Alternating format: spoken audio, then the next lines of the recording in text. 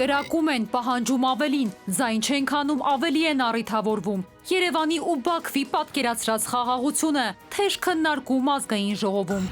Բաքվի հերթական ցինիզմը, Արցախում ԱՊՀ խաղեր են անցկացնում, հրավիրում Հայաստանին։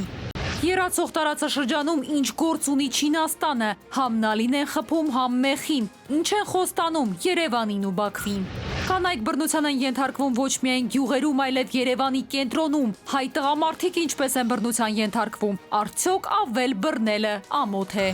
Պատգամավոր լրագրող վեճերում իշխանությունն առաջին տեղում է, ազգային ժողովում բռնություններն ավելացել են։ Շվեյցարիան ու Ճապոնիան ավելի մատչելի են, Հայաստանը թանկ ուղղություն է, զբոսաշրջիկների հոսքը նվազել է։ Աղիքային ինֆեկցիայից մինչև քաղցկեղ, նոր ձկնատեսակ հայկական շուկայում, էժանին չխաբվել։ Վարորդը դանակահարել է վարորդին, վիրավորը հիվանդանոց է տեղափոխվել։ Բարի երեկո, ժամը լրատվականը հետևել է, հավաքելու խմբագրել օրվա կարևոր լուրերը, ես Մարիաննա Հակոբյանն եմ, սկսում ենք թողարկումը։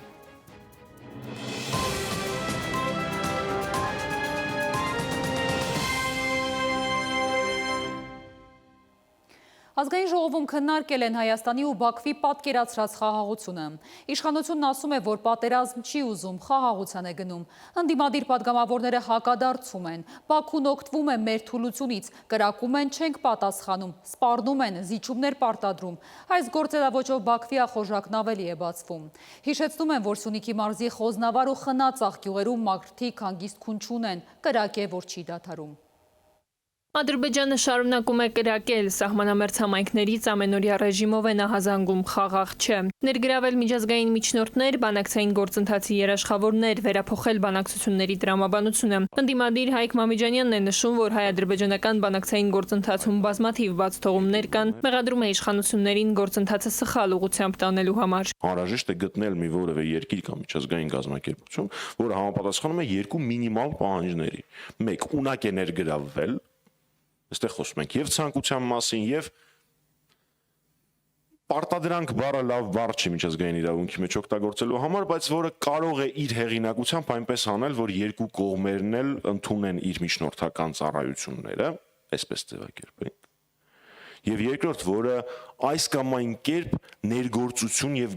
ներկայություն ունի տարածաշրջանում։ Մամիջանյանն ասում է, ադրբեջանական կողմից անընդհատ գեներացվելու են նոր պահանջներ, քանի դեռ հայկական կողմը զիջման մոտեցում է որդեգրել։ Ընդդիմադիր մյուս ուժի Հայաստան խմբակցության պատգամավոր Քրիստինա Վարդանյանը եւս կարծում է, թե Ադրբեջանը զիջումներ կորզելու նպատակով շարունակելու է սահմանային իրավիճակը անկայունացնել։ Անդրադառնալով այդ միջադեպերին ձևակերպում է, թե վերջին 5 տարիներին ադրբեջանական կողմը սովորել է, որ սպառնալիքի լեզվով խոսելով, տեղեկատվական ահաբեկչություն իրականացնելով, ստանում է ավելին, քան կարող է պատկերացնել։ Որովհետև ինքը պարզապես պատերազմի սպառնալիքով անցած տարի Տավուշում ստացել է Տավուշյան առաջնագծի կազմաքանդում։ Իշխանականները հաստատում են, Բաքուն սահմանային լարվածությունը տակ պահելով ամեն անգամ փորձում է իրավիճակը տանել դեպի նոր էսկալացիա։ Քաղաքացիական պայմանագրից ասում են, իշխանությունն իր հերթին փորձում է դա թույլ չտալ։ Ինչ վերաբերում է հայկական պաշտպանական գերատեսչության հայտարարություններին, արձագանքին, ապա ըստ պատգամավորի նախարարությունը արձանագրում է այն, ինչն իրականում տեղի ունեցել, ապացույցներ կան։ Իրավիճակի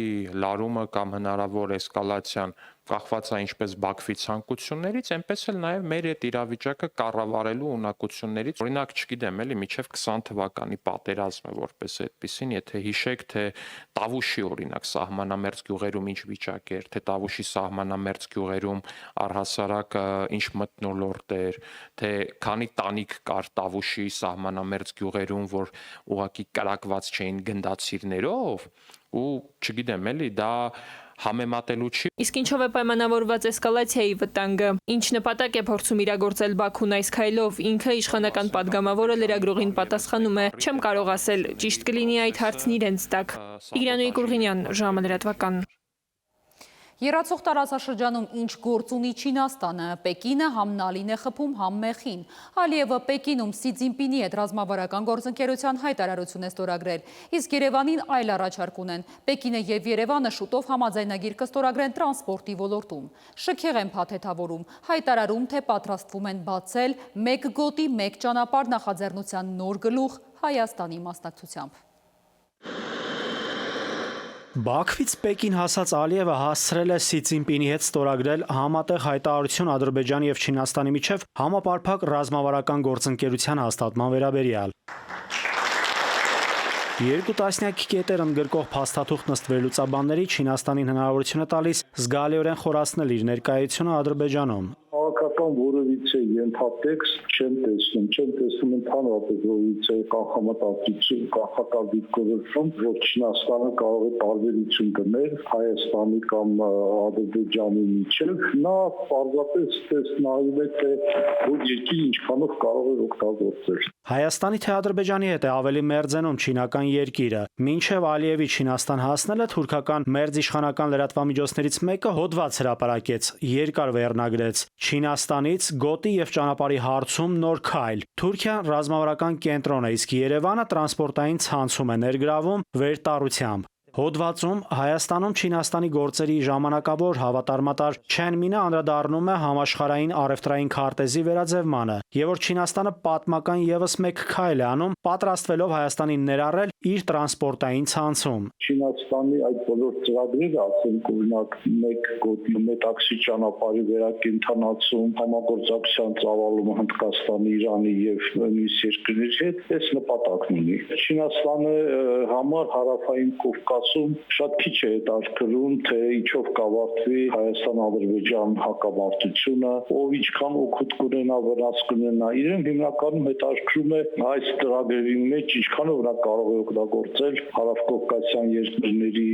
կոմունիկացիաները կամ էներգետիկ կարողությունները։ Չեն Մինը հոդվածագրին հայտնել է, որ Պեկինը Հայաստանին դիտարկում է որպես աշխարհի խաչմերուկ եւ պլանավորում է ավելի ակտիվ ինտեգրել գոտի եւ ճանապարհ նախաձեռնությանը։ Ավելին, չինացի դիվանագետը հայտնել է, որ այս շրջանակում Չինաստանը Երևանի հետ տրանսպորտային ոլորտում առաջիկայում պայմանագիր է ստորագրելու։ Այդ պայմանագիրն ըստ Մինի վերագծելու է Հարավային Կովկասի տնտեսական քարտեզը։ Ողջունվում են եւ Չինաստանի մեկ գոտի մեկ ճանապարհ նախաձեռնությունը եւ մեր նախաձեռնությունը խաղաղության խաչմերուկը։ Ալիևի եւ Սի Ցինպինի ստորագրած հայտարարության մեջ հատուկ անդրադարձ կա նաեւ Չինաստան-Եվրոպա, Չինաստան մուլտիմոդալ բեռնափոխադրումների տրանսպորտային ուղիներին։ Եվրամիության արտաքին հարաբերությունների եւ անվտանգության հարցերի բարձր հանձնակատար Կայա Կալլասը վերջերս Ուզբեկստանում հայտարարել էր, որ Եվրամիությունը պատրաստ է 10 միլիարդ եվրո ներդնել տրանսկասպիական տրանսպորտային միջանցքի համար Կենտրոնական Ասիան Եվրոպային կապելու նպատակով։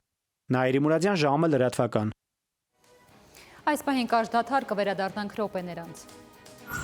Կանայք բռնության են ենթարկվում ոչ միայն գյուղերում, այլև Երևանի կենտրոնում։ Հայ տղամարդիկ ինչպես են բռնության ենթարկվում, արդյոք ավել բռնելը ամոթ է։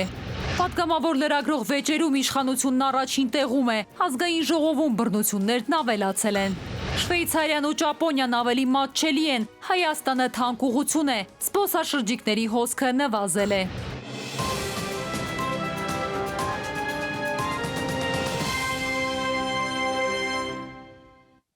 Ժամը լրատվականը շարունակում է աշխատանքն ուղիղ եթերում։ Վաշինգտոն-Թեհրան հարաբերություններն ու Ադրբեջանի ակնկալիքները Ալիևը ատամները սրած սպասում է Իրանի սայթաքելուն։ Նախագահ Մասուդ Փեզեշքյանը օրերս հայտարարեց, որ Իրանը պատրաստ է Միացյալ Նահանգների հետ միջուկային համաձայնագիր կնքել հավասար պայմաններով։ Փորձագետները հռետորաբանության խիստ փոփոխություն են նկատում։ Հոռետեսական կանխատեսումներին փոխարինելու է եկել լավատեսական տոնայնությունը։ Այն կարող է զերծ պահել տարածաշրջանը միջուկային բախումից։ Օմանը դարձավ Իրան, Միացյալ Նահանգներ անուղղակի բանակցությունների հարթակը։ Պարզվում է, այդ բանակցություններից արդեն գոհ են կողմերը։ Պաշտոնական Թեհրանը դրանք որակել է օգտակար ու կառուցողական։ Երկրները պայմանավորվել են սկսել աշխատանքը միջուկային համաձայնագրի ուրվագծերի շուրջ։ Վաշինգտոնի ներկայացուցիչը նախագահ Թրամփի բանագնաց Սթիվ Ուիթքոֆը ձևակերպել է, թե կողմերը շատ լավ առաջընթաց են գրանցել։ Երկկողմ հարաբերություններում փաստորեն նոր իրողություններ են։ Չենք կարող միանշանակ ասել, որ լավատես ենք, չափից դուրս հոռետես լինելու պատճառ նույնպես չկա։ Այս բանակցությունները սակայն սկսվեցին լիովին այլ հռետորաբանությամբ։ Թրամփը սպառնում էր, թե եթե Թեհրանը ընդառաջ չգնա, դիվանագիտական հաջողություններ չլինեն, ապա ռազմական բախում կլինի։ Իրանն էլ իր հերթին կարծես հետքայլի տեղ չէր թողնում։ Միջուկային նոր ծրագրի շուրջ ծավալվող այս երկխոսությունը սակայն փոխել է խաղի կանոնները։ Իրանագետն ասում է, կարելի է ենթադրել, որ լարվածությունը թուլանում է, նոր ծրագիրը գաղտնազերծված չէ, բայց այն կարծես ձեռնտու է կողմերին։ Մի քանի ձևաչափով է հավանաբար այդ համաձայնագրի շուրջ բանակցություններ ընթանում, մեկը տեխնիկական, որը բաղադրիչ ձևավորելու համար, որը կվերահսկի Իրանի խաղաղ միջուկային ծրագիրը, ինչին նաև Իրանը դեմ չի, որովհետև հայտարարում է, որ այդ ծրագիրը խաղաղ նպատակներ ունեն։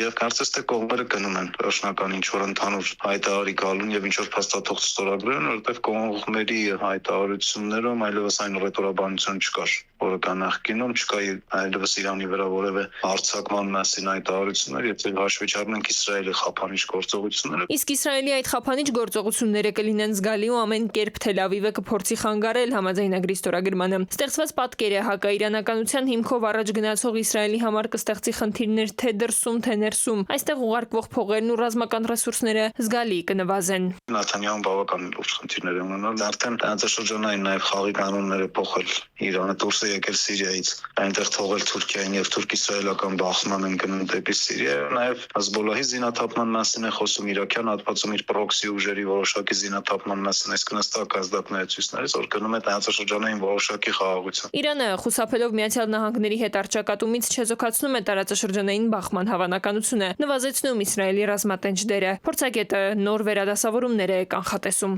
Տիգրանուհի Գուրգինյան, ժամը լրատվական։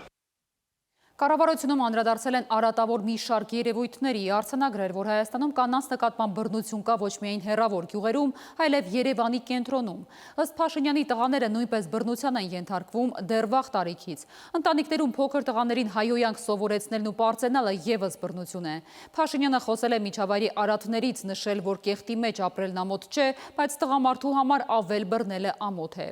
Գենդերային հարցերից բացի կառավարությունում քննարկել են անհուսալի վարկ ունեցողներին աջակցելու հարցը։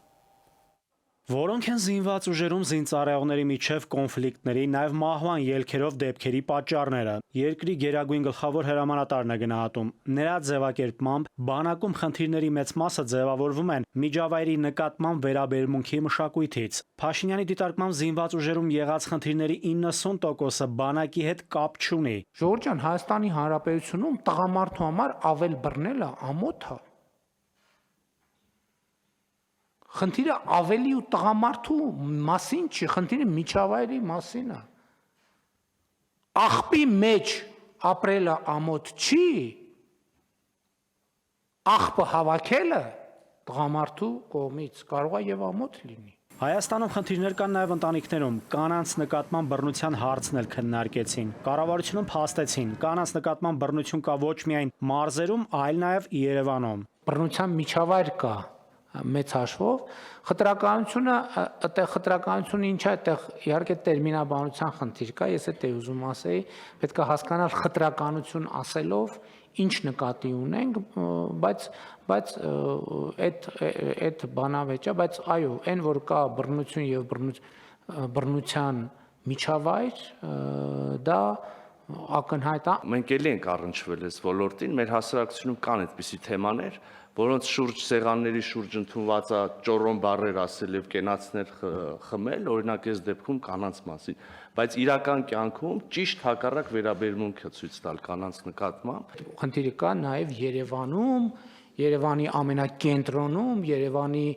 արվարձաններում եւ ամենուր այդ խնդիրը կա Հայաստանի Հանրապետությունում։ Փաշինյանն անդրադարձավ նաև ընտանիքներում վատ սովորույթներին։ Նա զարմացած հարց է տալիս. որն է պատճառը, որ ընտանիքներում փոքր տղաներին հայհոյանք են սովորեցնում։ Տանը հյուրեր են հավաքում, ասենք բանը, միջոցը ոնց որ մարդիկ նորմալ նստած շփում են, մեկի արի,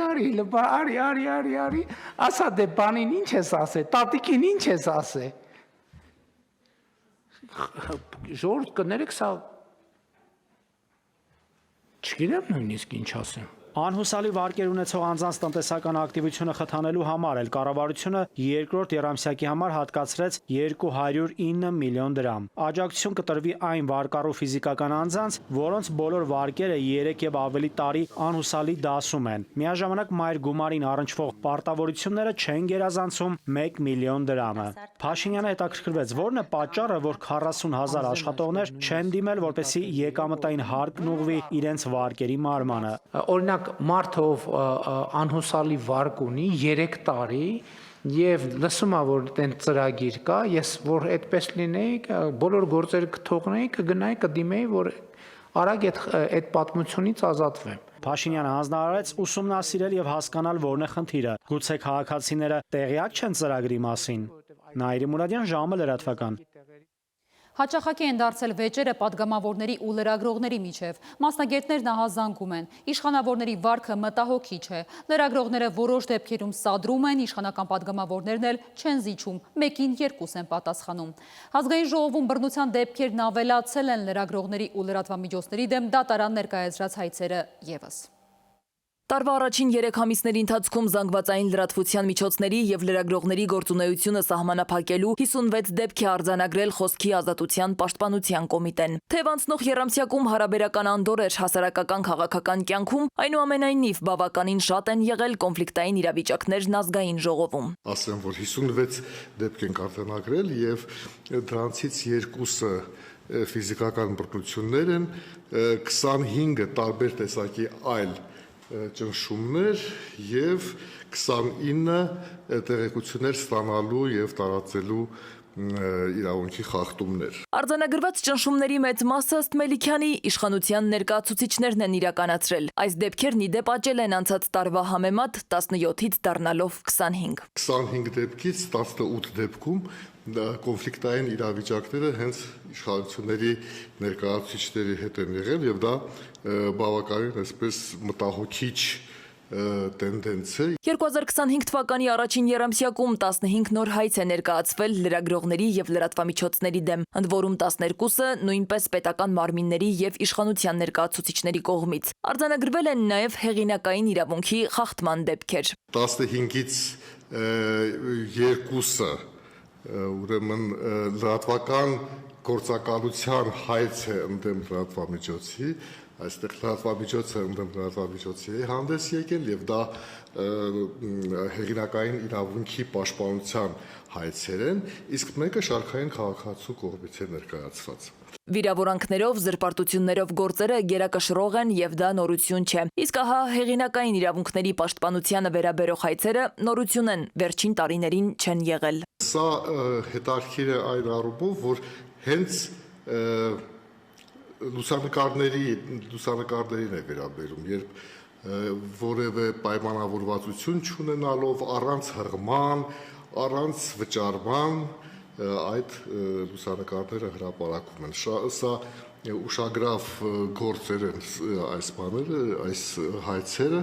և շատ հետաքրքիր է, թե դատարանը ինչ դիրքորոշում կընդունի։ Անդրադառնալով պատգամավոր լրագրող հարաբերություններին Մելիքյանը նկատեց կոնֆլիկտային իրավիճակներում ամենից շատ աչքի է ընկել ազգային ժողովի նախագահ Ալեն Սիմոնյանը, ավելին 4 դատական հայց է ներկայացրել։ Մելիքյանը նաև տեղեկացրեց, որ 2024 թվականի առաջին եռամսյակում ֆիզիկական բռնության որևէ դեպք չի եղել։ Այս տարի դրանք երկուսն էին, երկուսն էլ ազգային ժողովի անվտանգության աշխատակիցների կողմից։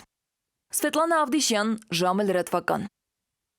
Զբոսաշրջիկների թիվն անցած տարվա համեմատ նվազել է։ Տուրիստները ծանոթանալով գներին ասում են, որ Հայաստանն այնքան թանկ երկիր է, որ ավելի լավ է Շվեյցարիա ու Ճապոնիա գնան։ Սկսած տոմսից, հյուրանոցներից ու սննդից նույն բյուջեով եվրոպական թանկ երկրում հանգիստն ապահոված է։ Խնդրի մի մասն էլ կապված է թռիչքների հետ։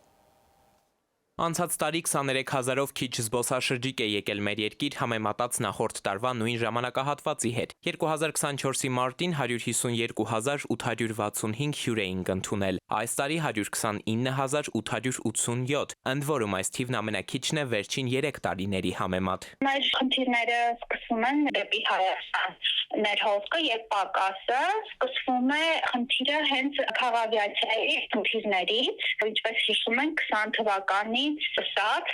հայկական քաղաքավիացիան հայտնվեց ցուցակում, իսկ քանի որ երկրում պակասում է տեղական ավիաընկերությունը եւ բացակայում է ազգային փոխադրողը, այդ դեպքում շուկայում թելադրողը լինում է օտարերկրյա ավիաընկերությունները եւ այդ գների բարձր լինելու պատճառով այո դադարում են զբոսաշրջիկների հոսքերը։ Մեր փաթեթը ստատիստիկայի համարվում է ամենաթանկը, նույնիսկ Ճապոնիայի փաթեթից է թանկ եւ տարածաշրջանում թանկ է։ Մեր հյուրանոցների գները համեմատած ավելի թանկ են ավիատոմսերի գները։ Սեպտեմբերից հիշենք ուժի մեջ մտավ զբոսաշրջության մասին նոր օրենքը։ Առանցքային փոփոխություններից է օրինակ այն, որ զբոսաշրջային սուբյեկտները, հյուրանոցները, ավտոծառայություն մատուցողները եւ բոլոր մյուսները պետք է պետությանը ծանուցեն իրենց գործունեության մասին։ Խիստ կարևորություն էին օրենսդրական փոփոխություններին տալիս պատասխանատուները, թեպետ փորձագետները հիմա նկատում են 7 ամիս անց էական արդյունքներ չունենք։ Առաջնահերթություններն ենք սխալ դասակարգում։ Եթե գնային մենք ի վերջո էժան չենք, այսինքն այդքան մատչելի չենք, ապա ուրեմն պետք է ունենաս այն պրեստիժը, այն անունը, այն հեղինակությունը, որ պետք է այնքան մեծ ցանկություն լինի գալու, որ ինչ-որ միտեղ կոմպենսացիա գնի բարձրությամբ։ Իսկ գների բարձրության վրա մենք ոչինչ չենք կարող անել, ցավոք։ Հայաստանը գրպանին ձեռք չտվող ու սև ցուցակում հայտնված խաղավիացիայից բացի մեկ այլ խնդիր էլ ունի՝ անվտանգությունը։ Բազմաթիվ երկրներ մեր քարտեզին կարմիր զգուշավորության գույնն են տվել, իրենց քաղաքացիներին հորդորելով չանցնել Հայաստանի որոշ ճանապարհներով։ Մասնագետներն անհանգիստ են։ Ոչ ոք ոչինչ չի խոսում, տուրիստական ընկերությունները չունեն պետական գերատեսչությունից ոչ մի ուղեցույց, ոչ մի հուշում մասնավոր սեկտորին, թե երկրի որ հատված չարժե ներառել տուրիստատերերում, էքսկուրսիոն ծրագրերում։ Հունվար-փետրվարին իդեպ եւս մեր զբոսաշրջությունը անկում է ապրել, այսինքն շղթան տարեսկզբից է սկսվել։ Այդ ամիսների տարբերությունն էլ մեկի դեպքում գրեթե 10,000 է, մյուսի դեպքում գերազանցում է այն ավելի քան 14,000։ Էդուարդ Պողոսյան, ժամը լրատվական։ Եվս մեկ դադարու կներկայացնենք թողարկման վերջին հատվածը։ Բաքվի հերթական ցինիզմը Արցախում ԱՊՀ խաղեր են անցկացնում, հրավիրում Հայաստանին։ Աղիքային ինֆեկցիայից մինչև քաղցկեղ, նոր ձկնատեսակ հայկական շուկայում, էժանին չխաբվել։ Վարորդը դանակահարել է վարորդին, վիրավորը հիվանդանոց է տեղափոխվել։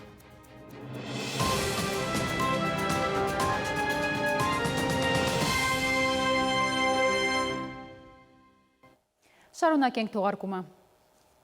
Այժմ սուր վարակիչ մի հիվանդության մասին, որի անունն է կարմիր քամի։ Քամու հետ թերևս կապ ունի այնքան, որ մաշկին առաջացած կարմրությունը ցրտահարվածի տեսք ունի։ Հայտուցվածություն, ջերմություն հիմնականում սկսվում է ոտքերից։ Մաշկաբաններն առաջին հայացքից դժվարանում են ախտորոշել այս հիվանդությունը, խաբուսիկ սիմպտոմներ ունի։ Քամու արագությամբ կարող է տարածվել։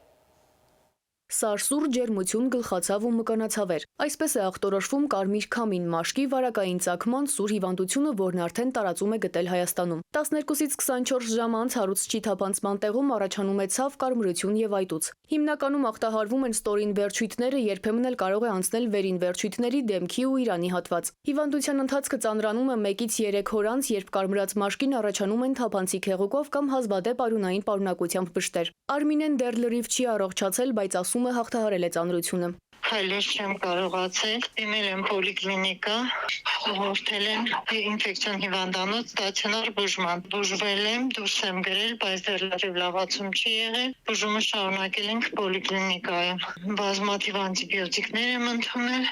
հակաբորբոքայիններ, վերքերը լավացել են, ոտքի այտուցը որոշ իջել է, բայց լրիվ չի իջել։ Արդեն ես գնացել եմ աշխատանքի։ Պրեսոթերապիայի դիմելուց հետո է միայն վիճակը որոշակիորեն թեթևացել եւ կարողացել է ոտքն ինքնուրույն շարժել։ Ախտանշաններից էլ ուժեղ ցավեր է ունեցել։ Առողջապահության փորձագետն ասում է հիվանդությունը կրկնվելու հակում ունի։ Նաեւ հնարավոր է մինչեւ 8 օրվա ընթացքում առանց միջամտելու լավանա, եթե օրգանիզմն առողջ է։ Հենց ինքը ընթացքը, եթե չկան քրոնիկ հիվանդություններ, ինչպիսին են շաքարային դիաբետ, վարիկոզ, տարբեր տեսակի այլ խնդիրներ ունեցող քրոնիկ հիվանդություն ունեցող մարդիկ, այդ դեպքում ինքը նույնիսկ մինչև 8 օրվա ընթացքում կարող է ինքնուրույն էլ այսպես սկսի ու ինքն էլ վերջանա հիվանդությունը առանց որևէ նույնիսկ թեորիական միջամտության։ Հիմնականում առաջանում է 40 տարեկանից բարձր տարեքային խմբում։ 80%-ի դեպքում կրկնվում է մարմնի նույն հատվածում, ասում է մասնագետը։ Վստահեցնում է վարակիչ չէ։ Մի քանի դեպք հենց կարի արտադրամասում աշխատողների մոտ տեղյակ եմ, որ եղել է։ Այսինքն հավանական է երկարատև նստակյաց վիճակը նպաստում է դրան։ Հարկավոր է բավարար ուշադրություն դարձնել նաև քերծվածքներին, ըստ մասնագետի դրանք եւս կարող են վարակի առաջացման պատճառ դառնալ։ Հորդորում են խուսափել տեղային քսուկների կամ լուծույթների կիրառումից, հարկ եղած դեպքում էլ դիմել վարակաբանի։ Սիլվի Մուրադյան, ժամը լրատվական։ Բնագիտամաթեմատիկական ուղղությամբ դիմորդների թիվը մտահոգիչ է։ Կրթության նախարարությունը քայլեր է ձեռնարկում առանձին ոլորտներ գրավիչ դարձնելու համար։ Խրախուսում են կրթաթոշակ ու առավելություններ խոստանում։ Կրթության փորձագետները կասկածում են, որ արդյունք կտա, ասում են կընդունվեն առավելություններից կօգտվեն, բայց աշխատանք կգտնեն այլ ոլորտներում, ինչպես են այս հարցը կանոնակարգելու։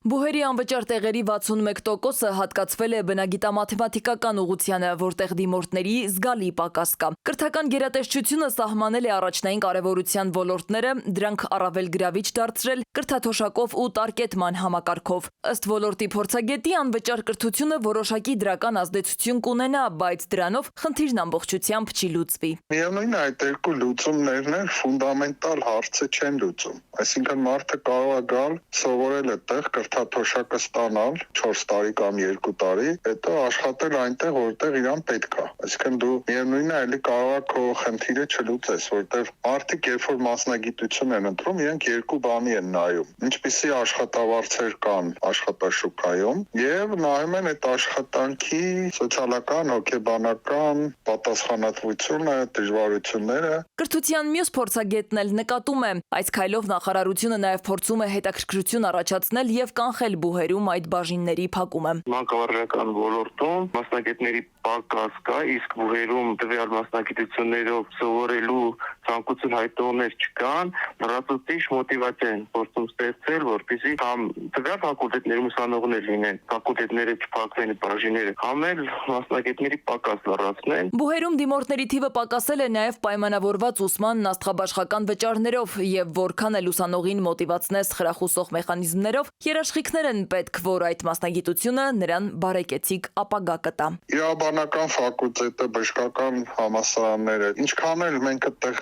բարձրացնենք ուսման վարձը, անգամ մենք կարող ենք այդտեղ անվճար տեղեր էլ չտալ։ Հիմա ԵՊՀ իրավագիտության ֆակուլտետը կարծեմ 2 անվճար տեղ ունի ընդամենը, բայց դա որևէ ազդեցություն չի ունենում դիմորդների վրա, որտեղ այնտեղ գնացող մարդիկ հաշվարկում են, որ եթե իրանք այդ ֆակուլտետը ավարտեն, հետո լավ է լինելու։ Փորձագետները միաբերան ընդգծում են նույնիսկ անվճար կրթության պարագայում ցանկացած մասնագետի աշխատաշուկայում կայանալու երաշխիք է անհրաժեշտ։ Եթե մասնագիտական իրացվածության խնդիր կա, ամեն բան պարզապես անիմաստ է դառնում։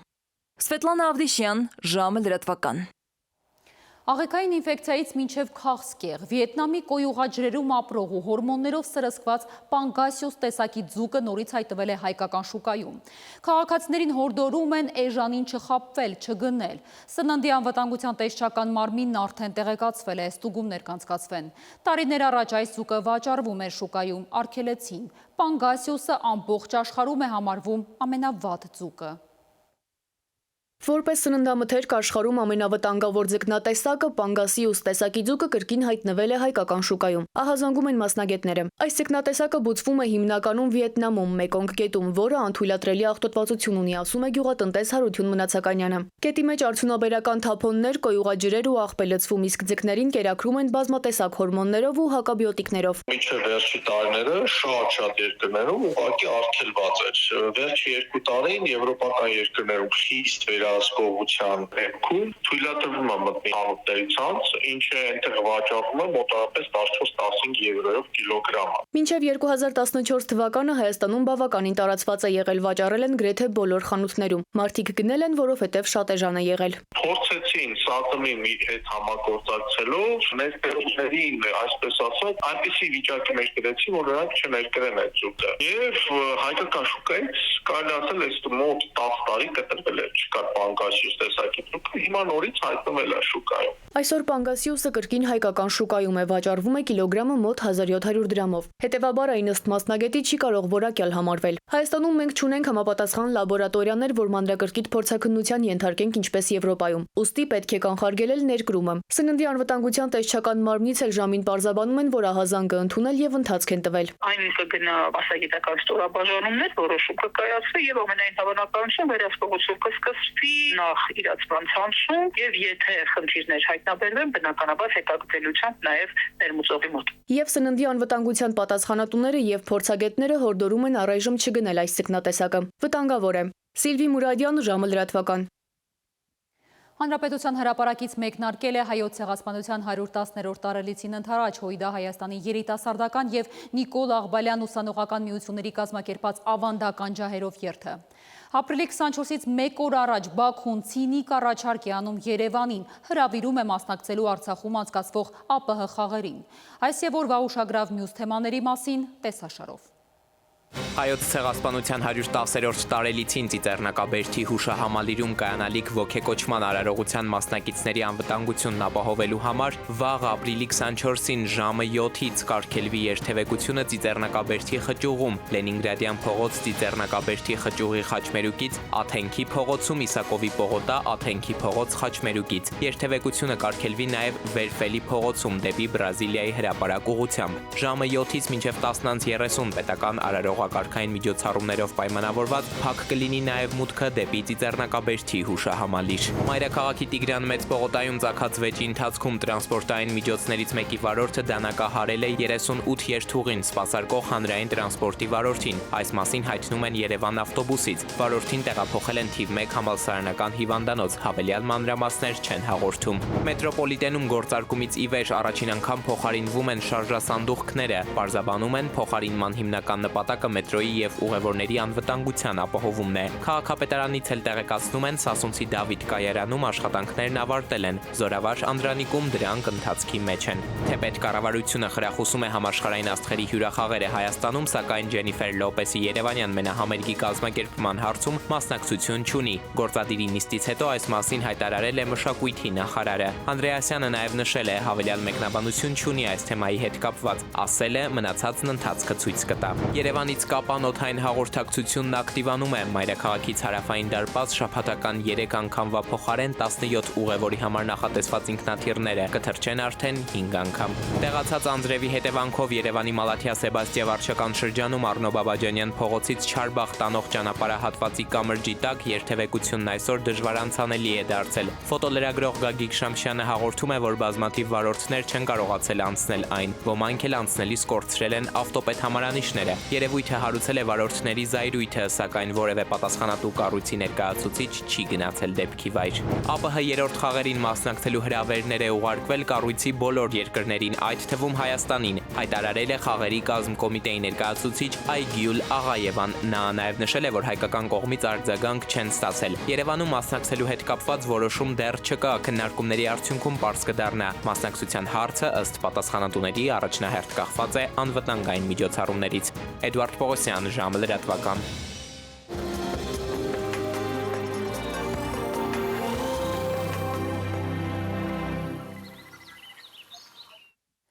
Եղանակի տեսության հովանավորն է Ֆերոսի ապրանքանիշն իր հուսալի անվտանգ եւ գերխնայող գազի կաթսաներով, որոնք պաշտոնապես ներկայացված են էքստերիեր խանութ սրահների ցանցում։ Ֆերոսի եղանակ ստեղծող կաթսաներ։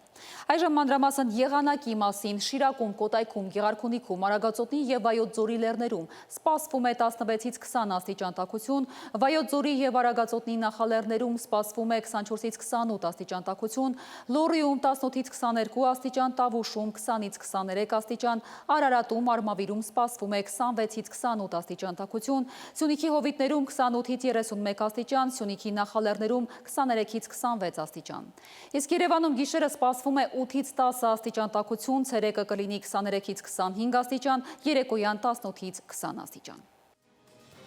Առանձնացած լուրերն այսքանն էին, շնորհակալություն ուշադրության համար, խաղաղ գիշեր եմ մաղթում։